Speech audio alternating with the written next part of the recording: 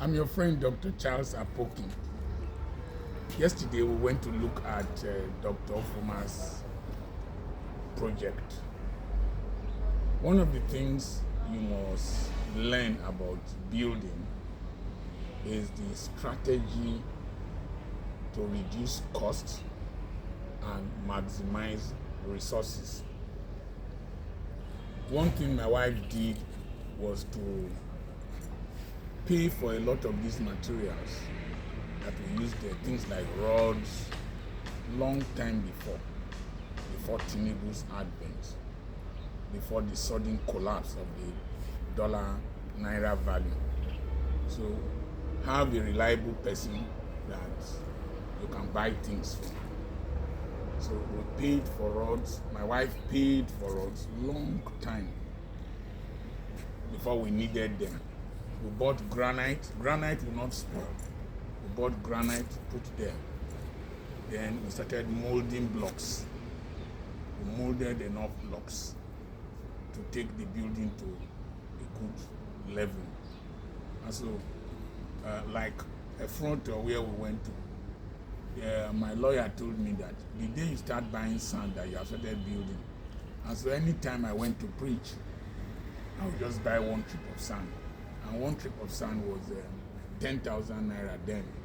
Now it is 45,000 naira. So I will buy the sand, put there. It won't. I was buying it with monies I could throw away, monies I could use to do frivolities. So by buying in advance, prices of these things hardly come down. We saved a lot of money in that building. Though the man at one point was reluctant to give out the products that we had paid for, but he's a Christian, he has a reputation, he's a rich man. He knew that I will also spoil his name if he didn't perform. So we saved money that way. And then there are some materials you can reuse in the twin building. There are some materials you can reuse, like planks that you can reuse. The ones we used to deck here, we transferred some of them this way, and then we bought newer ones added. The ones we removed, we were able to use for lintel and pillars and all that. So you reduce wastage of materials. By the time you do that, you see that the cost of building comes down significantly. And if you are blessed with somebody like Engineer Moses that works with us, you will see that he is very, very skilled. You can do mason work, you can do carpentry work, you can do iron works. He's very skilled and very, very skilled. And that saves us a lot of money. Somebody was saying that I should build an accommodation for him. I pay him millions. He's a millionaire. He buys things for me. He bought a phone for me recently. That swinging chair that I do videos with, he bought for me. And I pay him millions. And he's a wise man. He's building his own house. One of my managers is building a hotel. My real estate manager is building a hotel. Any person that works with me that does not become somebody, he has himself to blame. So we are taking good care of them, and they are also taking good care of us. I remain Dr. Charles Apoki. I hope you have learned something. Subscribe to this channel, share these videos. You want to ask something? Why do you think there are people who have been with you for years and they remain the same and they don't seem to learn from your values or replicate what they've seen you do? They seem to remain at the same level. Yes, there are some of them like that.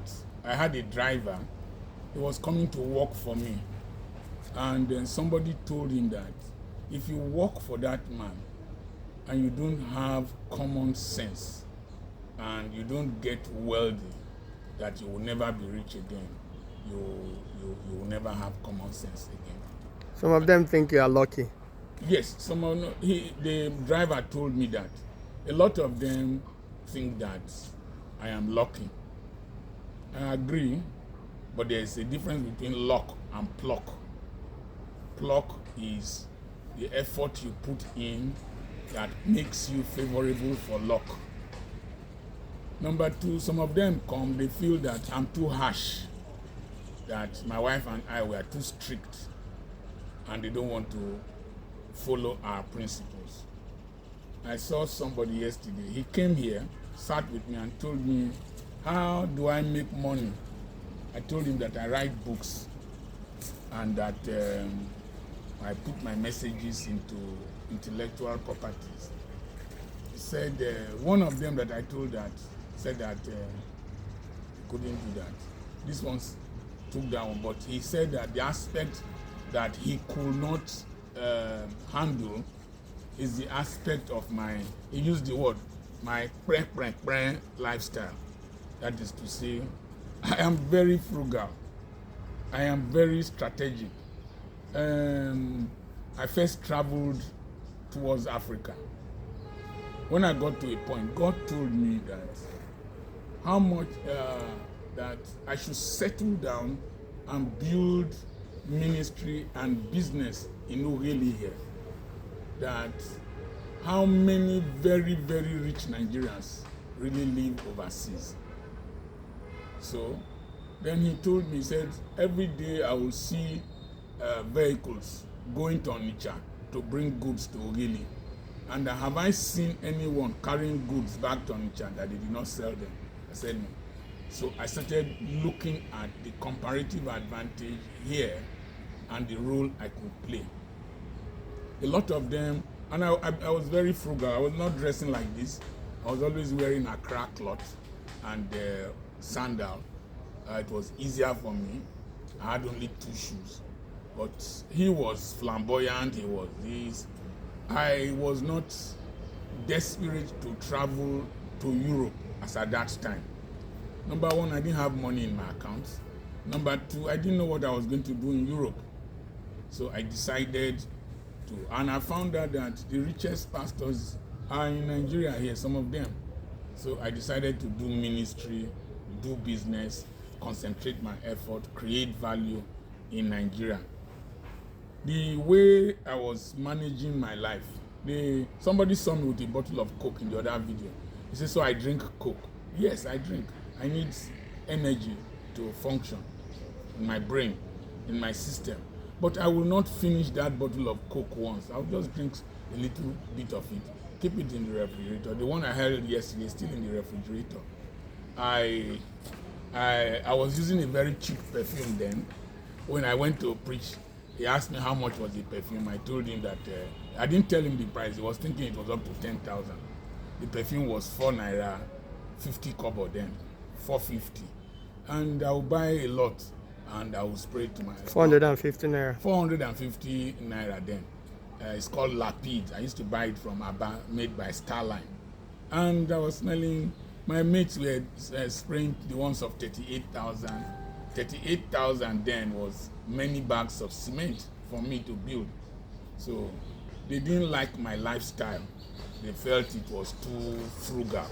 So a lot of the people who work for me might think that I am too frugal. The food, we shared enough food for those who came for the ceremony, the 40th marriage anniversary. Shared enough food. We still have a lot of food stocked in the freezer that we didn't finish. I still have chickens here that I will eat that till maybe next year. So I gave my wife money now to buy feed to keep them so that they'll still add weight and will slaughter. The way I live my life, imagine I come here, I planted these plantains myself, and I do plantain chips from these plantains. This orange, you see this orange? We'll be selling oranges. Take the oranges to the school, we sell. Some people will say, why don't you are too frugal, why don't you do it, give away, call the villagers to come and pluck. I don't live like that. I don't live like that. I maximize what is in my hand. From the profit, I can do good to people. So a lot of them don't have the discipline I have. You have talked to one wife. Some of them they don't earn up to as I earn. They will be carrying girls up and down, women up and down. And they are working for me. I won't go to ceremony and start spraying money. Some of them go to ceremonies and throw their monies away. And they are not willing to lend. They will hardly come and meet you. Sir, what can I do with 100,000? People very, very close to you that see you on a regular basis. Yes. When I was in Europe, the young man that started video recording me, I felt I should give him money. So I wanted to give him 300,000. So I gave him 200,000 first. I told him he should use it to do this point of sale business. I did an investigation, and I was told that 200,000 can give you between 5 to 10,000 naira a day. I called him, I gave him the money. I called his elder brother and told him, I've given this man this 200,000. He should use it to do this point of sale thing, POS. He said that it is women that do that kind of business, that I want him to do business that women do. I should buy a motorbike for him that he will use. Yesterday, he was begging me money. I gave him 1,000 naira yesterday. He squandered the money. He didn't do anything with it. It's not my fault. I know people who are a family who is living on that POS thing. So, people very close to me. There are people who are very close to me. They don't like me. I know. They are close to me. They consider me too frugal, too hard on myself. But I know where I'm coming from, and I know where I'm going to. We know where we are going. We know where we are from. We live in Babylon. We're going to our father's land. Exodus, movement of the people. Any other question? No. I hope you learned something. Dr. Charles Apoki is still my name. I have properties for sale, genuine properties for sale. Send a message to +234 80 21 21 92 62. God bless you.